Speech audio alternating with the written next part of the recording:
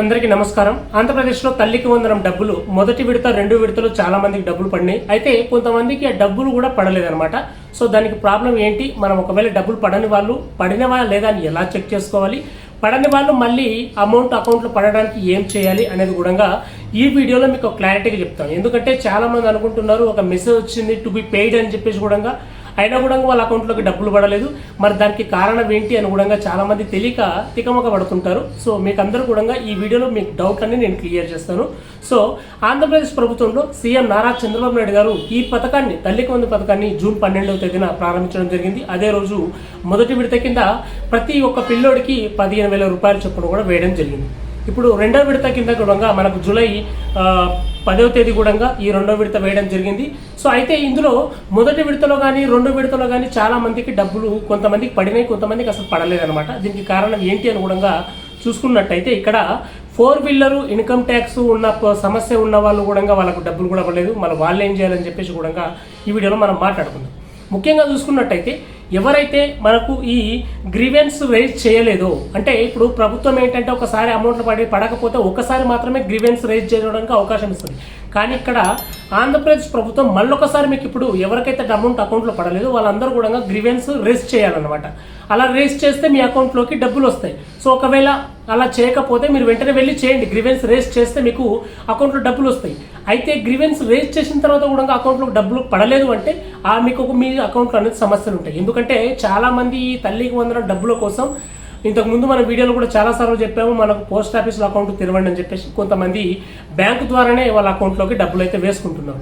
అయితే ఈ బ్యాంకులో కూడా బ్యాంక్ అకౌంటు ఏదైతే ఎన్పిసిఐ లింకు లేదో, ఆధార్ కార్డు లింకు లేకపోయినా, ఈకేవైసీ లేకపోయినా ఈ డబ్బులు అనేది తాత్కాలికంగా నిలిపివేయడం జరిగింది.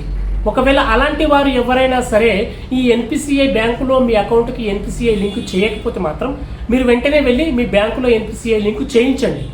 అలా చేయడం ద్వారా మళ్ళీ ఈ తల్లికి వందన డబ్బులు అనేది మీ అకౌంట్లో పడతాయి.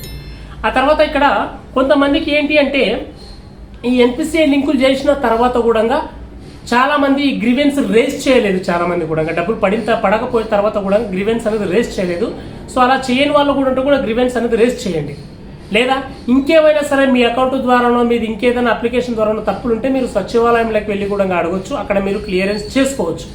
అలా ఇలాంటి సమస్యల వల్లే ఈ ఎన్పిసిఐ లింక్ ద్వారా లేకపోతే గ్రీవెన్స్ రేస్ చేయకపోవడంతో, ఎందుకంటే ఇంతకుముందు ప్రభుత్వం ఏంటంటే ఒకేసారి అవకాశం ఇచ్చేది, ఇంకొకసారి కూడా మీకు అవకాశం ఇస్తుంది.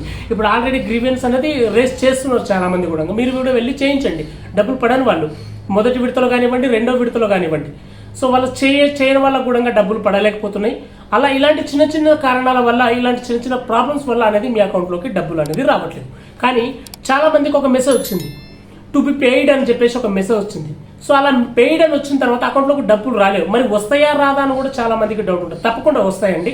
ఒకసారి రాకపోయినా కూడా మీరు గ్రీవెన్స్ అనేది రేస్ చేయాలన్నమాట.